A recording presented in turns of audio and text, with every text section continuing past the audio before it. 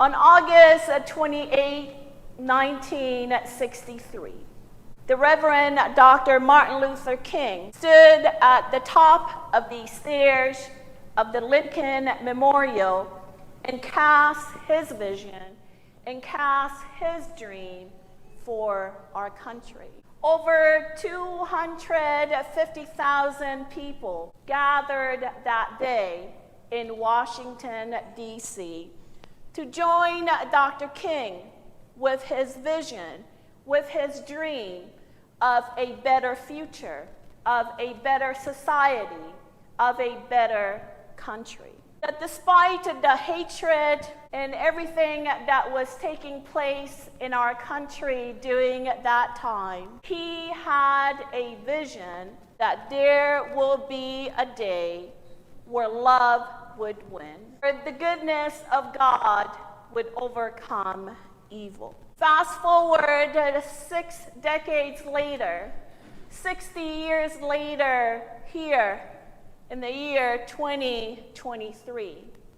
And Dr. King's vision for our country is indeed still a work in progress. Paul had cast a vision for the church, reminding each and every one of us that we are individual parts, but connected to the greater whole. As part of the body, each and every one of us have a role to play, that we are to be connected to God and we are to be connected to one another. That everything that we do and all that we are ought to be lived out as an offering to God.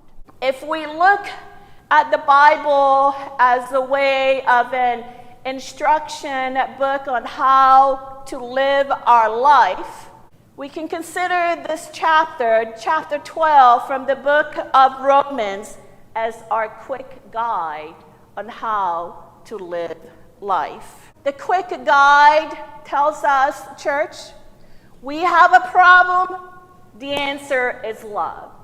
Something breaks down, the answer is love. You don't know how to approach a situation, you don't know how to fix something, the answer is love.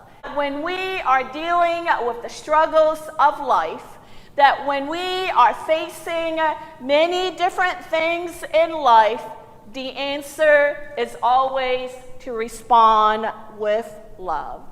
When we have it down as love being the answer, we have a glimpse into the character of God, because God is love. This message challenges us to bless those who persecute us, to respond with kindness when faced with hostility. It echoes indeed the message of Jesus, who urged us to pray when we're being mistreated and to bless those who persecute us. So don't try to avenge yourselves. That's not your job. And unfortunately, for those of you who are fans of the Avengers, it's not their jobs either. It's not Captain America's job. It is not the Black Panther's job. It is not Thor's job or even Wonder Woman's job to avenge for us.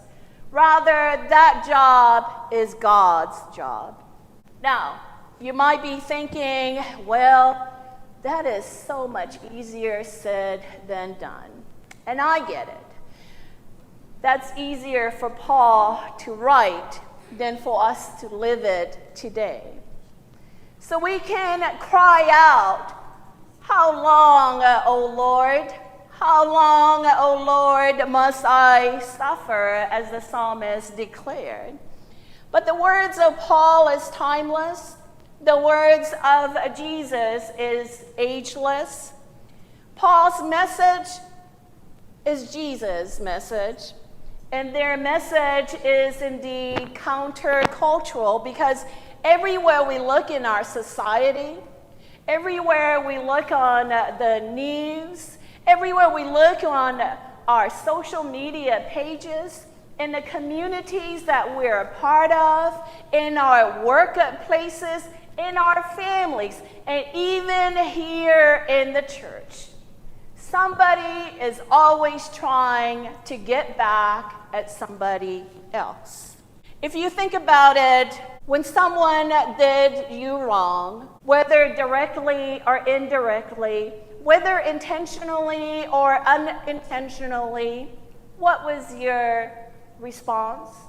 How did you try to respond to that?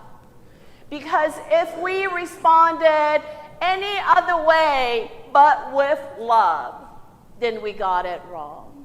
Our response when we encounter hostility or opposition can indeed make a difference. Instead of escalating conflicts, respond with love and kindness. And in the words of Dr. King, you cannot drive out darkness with darkness. Only light can do that. Only light can transform and bring reconciliation. As followers of Christ, we are called to overcome evil with good. Our faith compels us to be agents of change, to be agents of peace, to be agents of compassion and reconciliation. Through His grace, we can achieve it.